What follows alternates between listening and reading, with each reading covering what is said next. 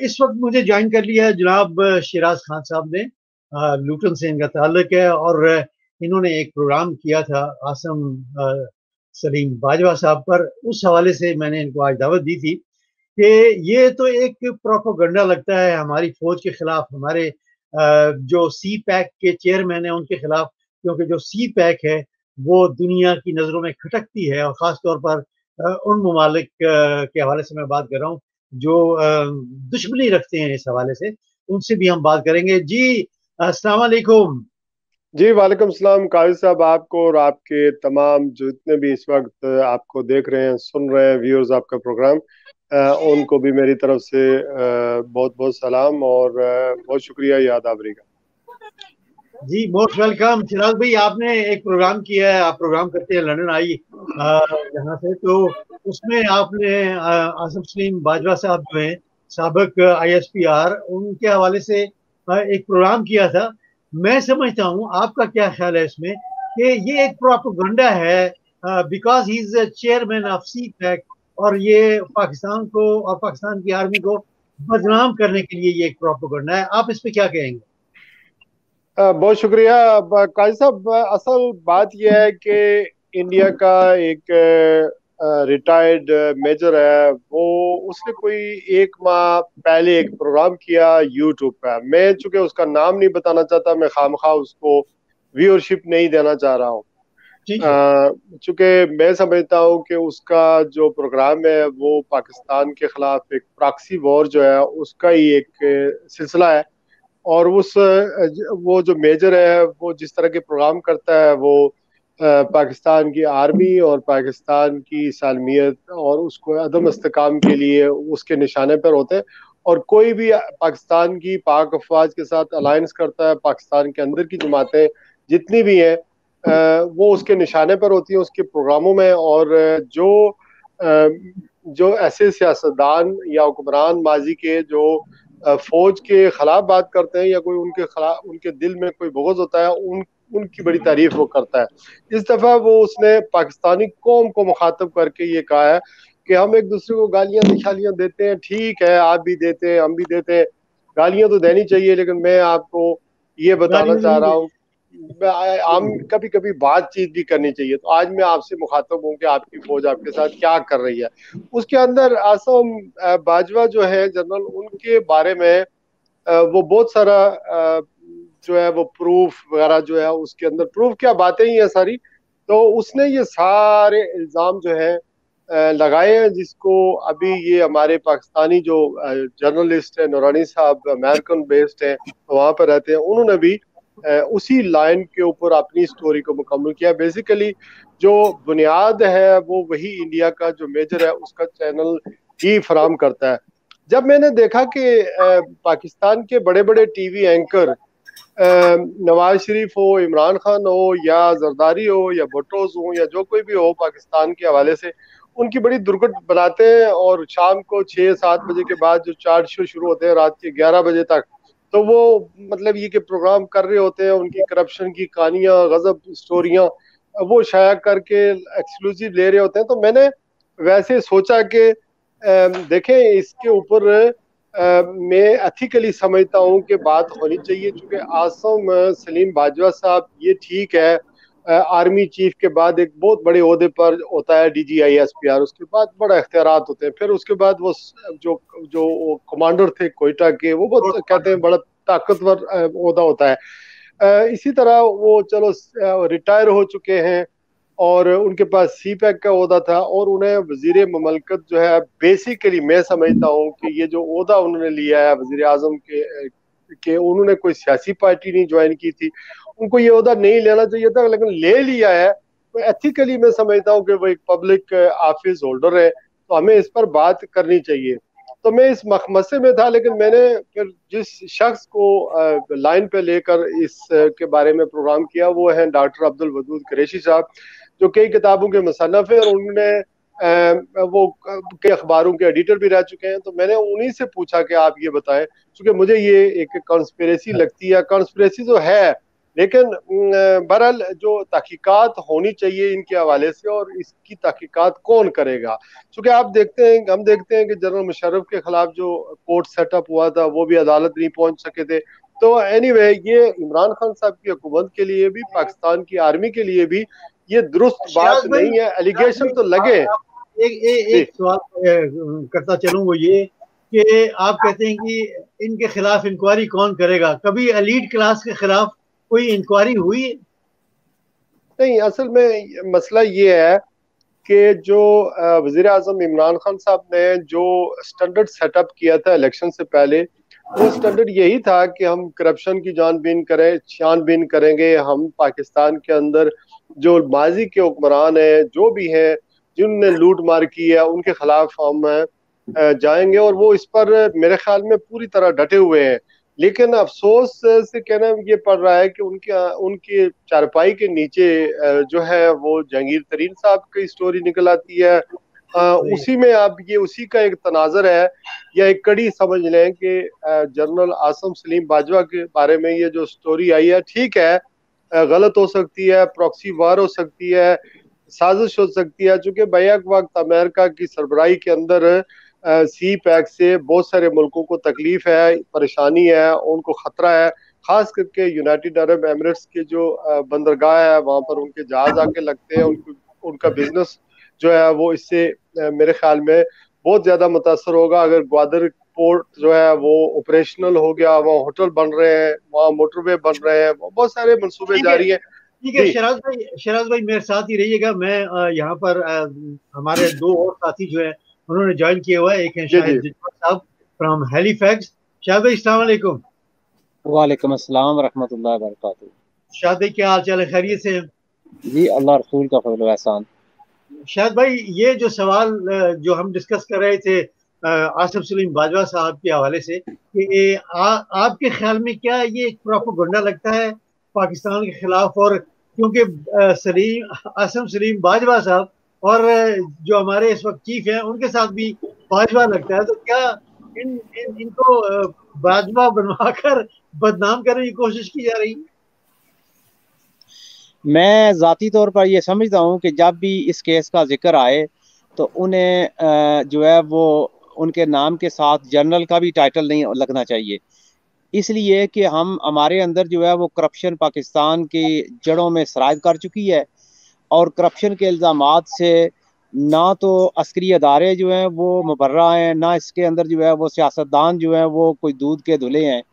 اس کے اندر ہمارا یہ قومی المیہ ہے کہ شاید وہ بہت سارے معاملات جسے آج سے 15 سال 10 سال پہلے کرپشن سمجھا ہی نہیں جاتا تھا، تو چونکہ عمران خان صاحب نے ایک سٹینڈرڈ سیٹ کیا تو اس کے بعد یہ چیزیں جو ہیں وہ کرپشن کے دائرے میں آ گئی ہیں. بہتر یہی تھا کہ اگر یہ جو ہی سٹوری جو ہے وہ آئی ہے، بلکہ میں سمجھتا ہوں کہ عاصم سلیم باجوہ صاحب کو دوسرا عہدہ لینا ہی نہیں چاہیے تھا، اور اگر وہ دوسرا عہدہ نہ لیتے تو شاید انہیں جو ہے وہ اپنے ذرائع انکم اور پراپرٹیز کے گوشوارے داخل نہ کرنے پڑتے. بہرحال اب جو ہو گیا اس کے اوپر جو رائے ہے وہ ہمیں بڑا کلیئر مائنڈ کے ساتھ میں کہہ رہا ہوں کہ ان کے اوپر سوالات اٹھانے سے ہمیں ایسی کوئی بات ریفرنس نہیں دینا چاہیے کہ جس سے پاک آرمی کے ادارے کے اوپر جو ہے وہ الزام جائے. اور ایٹ دا سیم ٹائم ہمارے وہ دوست جو عاصم سلیم باجوہ صاحب سے سوال کرتے ہوئے یہ سمجھتے ہیں کہ آرمی کے اوپر تنقید آ رہی ہے، تو انہیں بھی اپنا مائنڈ کلیئر کرنا چاہیے. وہ ایک سویلین ہے اور سویلین پوسٹ کے اوپر ہے، اور ان کے اوپر جو داغ لگا ہے، جو سوالات اٹھے ہیں، یہ سوالات بڑے سیریس ہیں، اور انہیں آرمی کی جو ہے وہ کیپ پہنا کے ان الزامات سے جو ہے وہ کلین چٹ نہیں دینی چاہیے. جو نورانی کی سٹوری آئی ہے، اس سٹوری میں اور انڈین میجر کی جو سٹوری ہے وہ زمین و آسمان کا فرق ہے. اس سٹوری کے اندر جو ہے انہوں نے عاصم باجوہ صاحب کے اوپر کوئی کرپشن، عاصم سلیم باجوہ کے اوپر کوئی کرپشن کا الزام نہیں لگایا. انہوں نے یہ نہیں کہا کہ انہوں نے یہ پیسہ کیسے بنایا، صرف یہ سٹوری دی ہے کہ اپنے گوشواروں کے اندر جو انہوں نے جو لکھا ہے وہ غلط بیانی کی ہے. چونکہ ان کی جو مسز ہے ان کے امریکہ کے اندر کاروبار ہیں، یو کے اندر کاروبار ہیں، باقی جگہ پہ، اور جو بھی چیز انہوں نے لکھی ہے ہر چیز کا وہ ویلڈ لنک دیا ہے. اگر میں آپ یا آپ کے سامعین و ناظرین उस क्लिक के ऊपर जा उसके उस रेफरेंस के ऊपर जाके क्लिक करते हैं तो वो रेफरेंस खुलता है और सारी चीज़ें मौजूद हैं। अब इन चीज़ों के होते हुए हमें ये बड़ी एहतियात का दामन जो है वो यहाँ पे अपने हाथ में रखना चाहिए, बल्कि मैं समझता हूँ इसको बहुत ज़्यादा मीडिया में उछालना भी नहीं चाहिए। यहाँ पे जो है वो बाजवा साहब की ये जिम्मेदारी है कि वो खुद इसके ऊपर एक ऐसी प्रेस कॉन्फ्रेंस करें और जो है वो सवालात के जवाब दें कि उनकी मिसेज का इन बिजनेसेस के साथ और उनके बेटों का अगर इनके साथ ताल्लुक था तो क्या गलती हो गई कि उन्होंने गोशवारों में उनका जिक्र नहीं किया। क्योंकि आपको पता है कि जो लोग तनकीदी तौर पर ऐसे मसाइल को देखते हैं वो इनसे पहले जावेद अशरफ काजी साहब थे जिनके ऊपर महा करप्शन के इल्जामात थे और आपको पता है उनके केस का अभी तक फैसला नहीं हुआ। एडमिरल जो है फसीउद्दीन से जिन्होंने बहुत करप्शन की इंतहा कर दी, लेकिन उनके साथ भी ये हुआ कि ये कहा गया कि वो पाकिस्तान की जेलों के अंदर हैं और फिर जो है वो उनकी खबर आई और हकीकत ये थी कि वो तो दुबई में याशी कर रहे थे। तो चूंकि यहाँ पे हमारा जो नैब है वो एक तबके को जो है वो गर्दन से पकड़ के सामने ले आता है और हमारे जो दोस्त अहबाब हैं वो भी ये समझते हैं कि चूंकि नूरानी ने जो स्टोरी की है तो उस स्टोरी का जो जिसके ऊपर सवालात उठाए हैं वो एक ऐसी मुतबर्रक हस्ती है कि उनके ऊपर सवालात ही नहीं उठाने चाहिए। और फिर ये भी कहा गया कि उन्हें जो है वो बालों से पकड़ के घसीट के जो है वो ले आए। तो मैं समझता हूँ ये क्यों करें। मैं आगे आगे थोड़ा प्रोग्राम को बढ़ाता हूँ। हमारे साथ जावेद अख्तर साहब भी हैं। जावेद भाई अस्सलाम वालेकुम।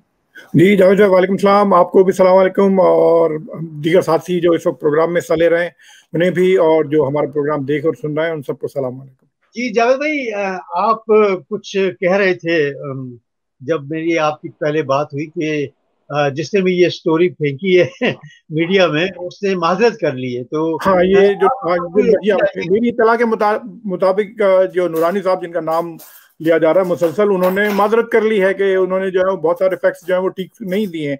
लेकिन मुझे चूंकि कोई वो मैंने बहुत ज्यादा इसका फॉलोअप नहीं किया कि उन्होंने किस चीज कौन से फैक्ट्स के बारे में कहा है कि वो ठीक नहीं है या प्रॉपरली जो है इन्वेस्टिगेटेड नहीं है। लेकिन एक बंदा ने माफी मांग ली है। और दूसरी बात ये है जावेद भाई कि इस मौजू पर बात काफी सखार चौधरी साहब ने बड़ी लंबी और अच्छी बात की। इसके अलावा शिराज खान साहब ने बड़े डिटेल में इसमें बात की है और जंजुआ साहब ने भी कहा है। तो असल में मेरा पॉइंट जो है ना उसमें ये है कि जो इंडिया कर रहा है वो तो कर रहा है अपनी जगह पे, और जो एक बंदा अमेरिका में बैठा हुआ है वो सबको पता है कि पाकिस्तान के खिलाफ लॉबी काम कर रही है। एक प्रॉपर यहूदी लॉबी इस वक्त जो है बहुत ही शिद्दत से सरगर्म अमल है, पाकिस्तान के खिलाफ काम कर रही है। लेकिन मेरा जो रोना है या ये कह रहे हैं मातम कह लें या जो भी कह लें, वो ये है कि पाकिस्तान में जो लोग हैं खासतौर पे जो मुस्लिम लीग नून को सपोर्ट करने वाला मीडिया जो वो मीडिया है या जो सोशल मीडिया वाले लोग हैं वो इस चीज को बहुत ज्यादा उछाल रहे हैं। तो असल उनका मकसद ही यही है कि इसको जो है वो उछाला जाए, सारी चीज़ों को और सारे मामले को जो है इस तरीके से उछाला जाए कि जो है वो लोगों की तवज्जो असल मसाइल से हटा के इस तरफ ले आया जाए कि भाई ये तो जो है वो बस ये चोरी और पकड़ी गई है और बस ये सारा कुछ हो गया। ठीक है जावेद भाई, आप कहते हैं कि ये असल मसाइल की तरफ से हटाने की कोशिश की जा रही है। शिराज भाई एक तरफ आपकी तरफ दोबारा आता हूँ कि ये जो कुरान मजीद जलाने का स्वीडन में वाकया पेश आया है, तो आप क्या समझते हैं कि हमारे जो ममालिक हैं, इस्लामी ममालिक हैं, वो क्यों नहीं एक पेज पर आते, क्यों नहीं इकट्ठे होते और इस चीज के खिलाफ आवाज उठाते? उसकी वजह यह कि कई बार पहले भी ऐसे वाकयात आ चुके हैं। हालांकि आवाम जो है उसमें तो गुस्सा जो है, स्वीडन में इतनी यानी जो पब्लिक है हमारी मुसलमान बहन भाई हैं वो बाहर निकले हैं। आप क्या समझते हैं कि ये हमारे अंदर क्यों कमजोरी है? इस वजह से कि अल्लाह ताला ने अपना दीन कुरान मजीद की सूरत में नबी करीम सल्लल्लाहु अलैहि वसल्लम पर नाज़िल किया और वही के ज़रिए, और वही दीन जो है अल्लाह के पैगंबर नबी आखिर ज़मान सल्लल्लाहु अलैहि वसल्लम ने मुकम्मल करके अपनी सुन्नत की सूरत में हमें दिया। और हम जब मस्जिदों में जाते हैं तो मस्जिदें भरी होती हैं, वुजू खाने भरे होते हैं, जुमे की नमाज हो रही होती है। आजकल SOPs है, इसके बावजूद मस्जिदों में रश बहरहाल देखने को मिलता है। قرآن پاک کو ہم غلاف میں لپیٹ کے رکھتے ہیں, ہم دین سے محبت کرتے ہیں, نبی کریم صلی اللہ علیہ وسلم سے محبت کے تقاضے 12 ربیع الاول کو پورے کے پورے کرتے ہیں, 10 محرم الحرام کو حسینی بن جاتے ہیں. ہم لوگ بہت کچھ کرتے ہیں لیکن ہم کوئی اگزامپل فالو نہیں کرتے. دیکھیں وہ جو بلیک شخص امریکہ کے اندر وہ جو پولیس والا تھا ڈائریکٹ اس کی وجہ سے وہ مارا گیا, قتل ہو گیا. اس کے بعد سیاہ فام افراد نے کس قدر مظاہرے کیے, یقین جانیے ہم دین کے اوپر اس طرح اس کو فالو نہیں کرتے, ورنہ یہ حادثہ اس طرح کے سانے پہلے بھی ہوئے ہیں. اور یہ نہ ہو سکتا چونکہ یو کے یورپ کے اندر مسلمانوں کی ایک بہت بڑی تعداد ہے, اگر ہم پرامن طریقے سے رہ کر احتجاج کر دیں جی تو ہو سکتا ہے ہم اس طرح کے واقعات کی آئندہ روک تھام کر لیں.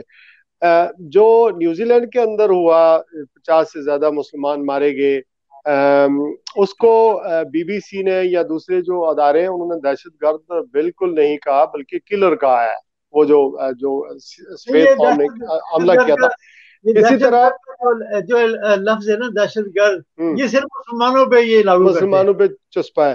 تو ہم یقین جانیے کہ ہم نا یہ جو ہمارے علماء کرام ہیں نا فرقوں میں, ہم جو ہمارے پیر صاحبان ہیں وہ ہمیں کہیں اور لے کے جا رہے ہیں. جو ہمارے علماء کرام آتے ہیں وہ کوئی ایران سے آتا ہے, کوئی سعودی عرب سے آتا ہے, کوئی پاکستان سے آتا ہے, کوئی کسی مدرسے کا ہے, کوئی کسی صاحب کا ہے. تو ہم لوگ جو ہے نا جن لوگوں نے دین جو ہے پیٹ کی خاطر سیکھا وہ ہمارے امام بن گئے اور ان کی بھوک جاتی نہیں. اور ہم ایسے ہیں کہ اگر مسجد میں شاید جنجوا یا میں کہیں بول دیں کہ مولوی صاحب یہ جو ریفرنس دے رہے ہیں قرآن پاک میں 32 پارے نہیں ہوتے, 31 نہیں ہوتے بلکہ 30 ہیں, اگر مولوی کہہ دے 31 ہیں اور ان کے جو چاہنے والے ہیں خدا نہ خواستہ وہ ہمیں اٹھا کر باہر پھینک دیں گے, جو کہ پہلی صف میں جو بابے بیٹھے ہوتے ہیں 99 ایئرز کی جنہوں نے لیز کی ہوئی ہوتی ہے وہی ہمیں اٹھا کے باہر پھینک دیتے ہیں. کمیٹیوں کا یہ حال ہے کہ جو ان پڑھ ہوگا, جو بیکار انسان ہوگا وہی کمیٹی کا چیئرمین ہوگا, وہی برادری کا ہوگا. پڑھا لکھا مولوی شکل و صورت والا, کوئی کسی کو انگریزی آتی ہو کچھ آتی ہو, وہ ان کو نہیں چاہیے. وہ چاہیے جو برادری کا ہے, جو ہماری بات سنے اور الو سلو کر کے ہمیں جو ہے نا بس نماز کا معاملہ ہو جائے اور لوگ اپنے گھروں میں جاتے ہیں. باہر چادریں بچھی ہوتی ہیں, عرس ہو رہا ہے, باہر چادریں بچھی ہوتی ہیں, عرس ہو رہا ہے, آج 11ویں شریف ہے, آج یہ ہے, آج وہ ہے, اور اس سے بچ جاتے ہیں تو سعودی عرب پیسے دیتا ہے, ایران دیتا ہے, ان کے ایجنڈے ہم آگے بڑھاتے ہیں. ہم مسلمان امت ایک ہوتی تھی, ایک امت واحدہ ہوتی تھی. اگر ہم قرآن سے محبت کریں, اس کے اندر کو پڑھیں, اس کو سمجھیں. دیکھیں ہمارے بچے جو ہیں جب ان مسجدوں میں بالکل نہیں جاتے جہاں اردو میں تقریر ہو رہی ہوتی ہے, وہ ادھر چلے جاتے ہیں, پھر ان کو کہتے ہیں کہ یہ دین سے ہٹ گئے ہیں. تو اس وجہ سے میرے خیال میں جو قرآن پاک کا جو واقعہ ہوا ہے اس پر مذمت بھی کرنی چاہیے اور ہمیں اس کے اوپر ہر سطح پر ایک احتجاج کرنا چاہیے. لیکن افسوس کا مقام یہ ہے کہ ہمارے مسلمانوں کی لیڈرشپ نہیں ہے, ہم چوں کا مربع ہے. بالکل صحیح آپ نے کہا شیراز بھائی کہ ہم مسلمانوں کی لیڈرشپ نہیں ہے. آپ کا بہت بہت شکریہ مجھے وقت دینے کا. تھینک یو ویری مچ. آئندہ بھی آپ سے بات ہوتی رہے گی. بہت بہت شکریہ شیراز بھائی. تھینک یو ویری مچ. حافظ جی. یہ تو تھے شیراز خان صاحب آل دا وے فرام لوٹن. اپنا پروگرام بھی کرتے ہیں. شاید انجوا بھائی آپ کی طرف آتا ہوں. یہی سوال کہ ہمارے جو اسلامی ممالک ہیں وہ کیوں خاموش ہیں اور کیوں اس پہ کچھ ہوتا نہیں؟ یہ معاملہ بڑا اہم ہے. میں اس کے اوپر ذرا تھوڑی ساری تفصیل سے بات کرنا چاہتا ہوں. Just as a matter of fact جو ہے وہ ہمارے ایک پارٹیسپینٹ انہوں نے شاید جو انفارمیشن دی وہ اپڈیٹڈ نہیں تھے, تو صرف وہ میں 30 سیکنڈ کے اندر یہ کہہ دوں کہ نورانی صاحب نے جو امریکہ میں بیٹھے ہمارے نامور صحافی ہیں, معروف ٹی وی چینل کے ساتھ اخبار کے ساتھ رہے, تو انہوں نے اپنی سٹوری کو واپس نہیں لیا. وہ اپنی سٹوری کے اوپر قائم ہے. اور یہ سی پیک کے خلاف جو سازشیں ہیں یہ دراصل 2014 میں شروع ہوئی تھیں. یہ جولائی, اگست اور سپٹمبر کے اندر یہ سازشیں اپنے عروج پہ پہنچی, اور وہ سارے کلپس جو ہیں وہ موجود ہیں, اور اس کے اندر ایسے ایسے بندے شامل ہیں کہ جو اس وقت حکومت کے کرتا دھرتا ہیں, اور ان کے بیانات موجود ہیں. شیخ رشید لال حویلی والا, یہ سارے موجود ہیں, ان کے بیانات ہیں. اب میں آپ کے اصل سوال کی طرف آتا ہوں. آپ ذرا دیکھیں کہ یہ واقعہ جو ہے یہ جو قرآن پاک جلانے کا ہے اس کو ذرا عوام کو سمجھنا چاہیے، وہ یہ کہ یہ معاملہ میڈیا کی آزادی کا بھی ہے اور یہ معاملہ میڈیا کی میلافائڈی کا بھی ہے۔ حکومتی اور سرکاری سطح پر یہاں پہ دو ڈیفرنٹ جو ہیں وہ آئینے ہیں جن میں جو ہے وہ واقعات اور حالات و واقعات کو دیکھا جاتا ہے۔ قرآن پاک جلانے والا جو شخص ہے یہ راسمس، یہ ڈینش پرسن ہے اور اس کی ڈینش ایک سیاسی پارٹی ہے جو صرف چند ووٹوں کے یا چند سو کے جو ہے وہ کی وجہ سے ووٹ نہ ملنے سے ہار گئی، ورنہ وہ آج پارلیمنٹ کا ممبر ہوتا۔ یہ واقعہ جو پیش آیا ہے، اب آپ دیکھیں یہ واقعہ سویڈن کے اندر پیش آیا ہے اور اس واقعے قرآن پاک جلانے کے واقعے سے پہلے اس نے وہاں پہ ایک اسلامک سینٹر ہے جس کا نام ہی اسلامک سینٹر ہے، مالمو اس کا ڈسٹرکٹ کا نام ہے یا ٹاؤن کا نام ہے، تو اس کے اندر انہوں نے باقاعدہ پولیس سے اجازت لی اور پولیس نے انہیں اسلامک سینٹر کے سامنے قرآن پاک جلانے اور وہاں پہ جو ہے وہ خنزیر کو جو ہے وہ وہاں پہ اس کو کاٹ کے اس کا گوشت ڈسٹریبیوٹ کرنے، اس کی باقاعدہ اجازت دی۔ اس کے نوٹس میں اسلامک سینٹر کی جو انتظامیہ ہے، یہ سینٹر جو ہے وہ عربوں نے بنایا تھا لیکن اس کے وہاں پہ جو ایکٹیو چیئرمین ہے وہ پاکستانی نژاد ہیں، اور وہاں پہ ایک اور لڑکا ہے بڑا اچھا، وہ جو ہے وہ ایکٹنگ مجسٹریٹ بھی ہیں، کامران۔ ان دونوں نے مہم چلائی اور ان کی مہم کے نتیجے میں تمام جتنی مذہبی سیاسی جماعتیں ناروے کے اندر ہیں، ان سارے جو یہ 3 ممالک کے اندر ہیں، انہوں نے اس کے اوپر اپلیکیشن کے اوپر دستخط کیے اور پولیس کو اپیل کی کہ یہ اجازت جو آپ نے دی ہے اس کو کینسل کریں، اس سے ہمارے جذبات کو ٹھیس پہنچے گی، اور آپ کے نزدیک مذہب ہر شخص کا نجی معاملہ ہے جبکہ ہمارے نزدیک مذہب ایمان کا حصہ ہے اور قرآن پاک اور قرآنی تعلیمات جو ہے یہ ایمان کا حصہ ہے، لہٰذا ہم ایسی کسی کوشش کو برداشت نہیں کریں گے، اور اگر پولیس نے اس اجازت نامے کو کینسل نہ کیا تو اس کے خلاف بہت شدید احتجاج ہوگا۔ پھر یہ ہوا کہ جمعے کے دن صبح 6 بجے اب اس شخص کے اوپر جو ہے وہ پابندی لگ گئی، سویڈن نے پابندی لگا دی 2 سال کی اور اس کی انٹری بین کر دی، لیکن اسی کے جو دوسرے 3 ساتھی تھے انہوں نے جمعے کے دن صبح 6 بجے پولیس کی اجازت کے بغیر، اور ارلی مارننگ کا ٹائم تھا، انہوں نے قرآن پاک کو جلایا۔ وہاں پہ موقع پہ کوئی بندہ نہیں تھا لیکن انہوں نے خود اس کی ویڈیو بنائی اور وہ ویڈیو وائرل کر دی۔ اس کے بعد جتنے لوگ ہیں وہاں پہ اسلامی جماعتیں ہیں انہوں نے اس کے خلاف شدید احتجاج کیا، اور شدید احتجاج کے نتیجے میں جو پولیس کا ایکشن تھا وہ یہ تھا کہ انہوں نے جلانے والوں کے خلاف، قرآن پاک جلانے والوں کے خلاف مقدمہ قائم ابھی تک نہیں کیا، لیکن وہ احتجاج کرنے والے جو لوگ ہیں 10-11 افراد ہیں، پاکستانی ہیں مینلی، ان کے خلاف انہوں نے دہشت گردی کا مقدمہ قائم کیا۔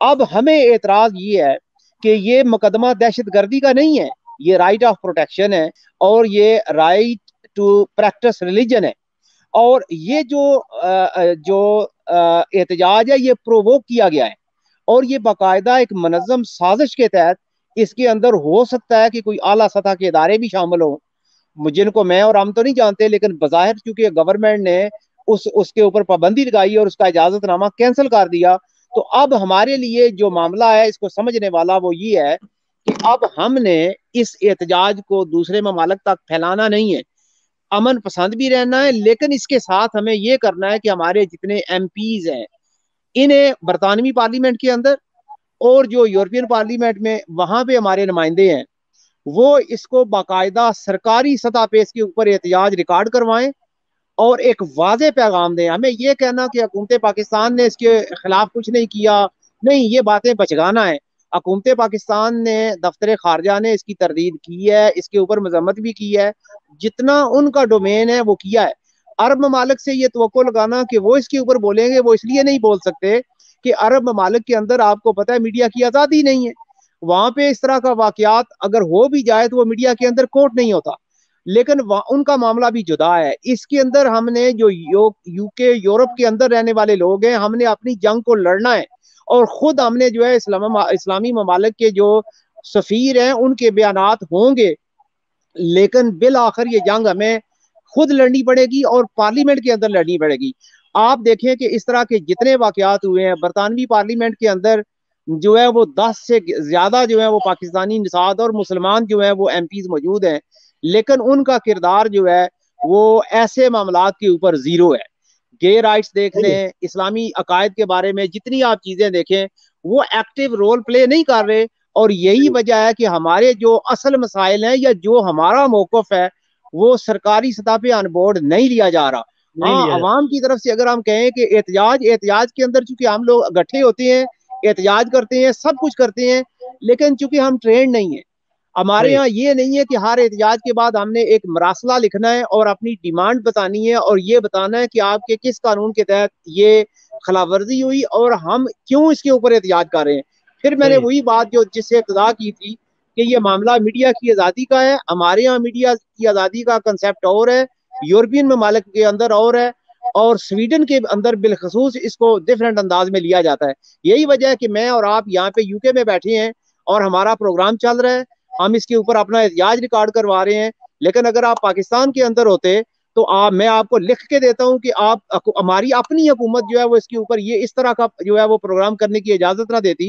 اور اگر ہم جو ہی جو ہے وہ کسی جو ہے ایکس عسکری بندے کے خلاف یا کرپشن کے اوپر ہم احتجاج کرتے تو ہمارا گلا گھونٹ دیا جاتا اور ہمارا پروگرام آف ایئر ہو جاتا.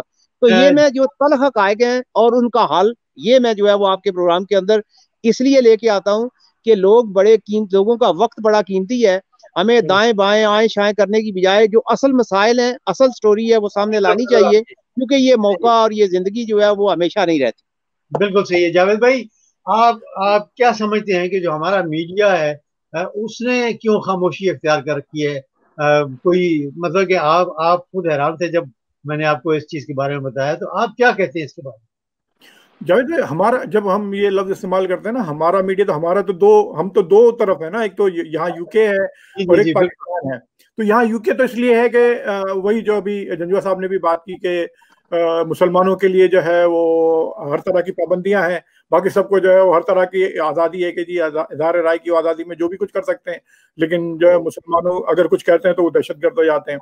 اور پاکستان میں مسئلہ یہ ہے کہ پاکستان کے جو میڈیا ہے اس کو بڑی بڑی جو فرمز ہیں, بڑی بڑی کمپنیاں ہیں وہ کنٹرول کرتی ہیں, اور وہ زیادہ تر جو ہے وہ امریکن یا پھر عیسائی بیسڈ یہودی بیسڈ کمپنیاں ہیں وہ ساری. تو وہ سارے میڈیا ہاؤسز جو ہیں وہ ہمارے جو وہاں پاکستان میں بدقسمتی سے ان کے کنٹرول میں ہیں, تو وہ ان کی پرمیشن کے بغیر کسی بھی قسم کی کوئی انفارمیشن جو ہے وہ شیئر نہیں کر سکتے. یا جیسے جنجوعہ صاحب نے کہا کہ اگر اس طرح کا کوئی پروگرام ہو جائے تو ہو سکتا ہے کہ وہ میڈیا ہاؤس یا تو بند کر دیا جائے یا پروگرام کرنے والا بندہ ہی غائب ہو جائے. صحیح. تو پھر اچھا شاہد بھائی, آپ سے آخری سوال ہے کہ کورونا کی کیا صورتحال ہے اس وقت انگلینڈ میں؟ کورونا کی صورتحال یہ ہے کہ یہاں پہ بھی میڈیا جو اصل فیکٹس اینڈ فگر ہیں ان کو سامنے لانے میں اس طرح کامیاب نہیں ہوا یا فوکس نہیں ہے جیسے ہونا چاہیے تھا. جیسے مثلا میں آپ کو ایک انفارمیشن اگر تھوڑی ساری دے دوں, کیونکہ میں اس کے اوپر بہت ڈیپ کوئی بات نہیں کرنا چاہتا. اس کی وجوہات یہ بھی ہیں کہ یہ ایک پہلے تو میں یہ ڈکلیئر کروں کہ یہ جو انفارمیشن ہے یہ میری ذاتی ہے یا مجھے جو کریڈیبل بندوں نے جو دی ہیں, اس کا کسی ادارے کے ساتھ کسی قسم کا کوئی تعلق کوئی لنک نہیں ہے. تو یہ ہے کہ مثلا اگر آپ کے رادرم کا جائزہ لے لیں تو رادرم میں غالباً 44,000 پلس بندے جو ہیں وہ انہیں کورونا کے سمٹم ہیں, لیکن ان میں سے وہ بندے جو کنفرمڈ کورونا کی وجہ سے جو ہے جن کی جانیں گئی ہیں ان کی تعداد اگر ہم صرف ایشین آبادی کو گنے تو وہ غالباً 4 یا 5 ہے. باقی سارے جو ہے ان کا تعلق ڈفرینٹ کمیونٹی سے ہے. یہ کہنا کہ ہمارے یہاں کے کورونا کے اوپر فیکٹس نہیں ہے, کورونا کے اوپر ڈیلی گورنمنٹ اپڈیٹ دے رہی ہے.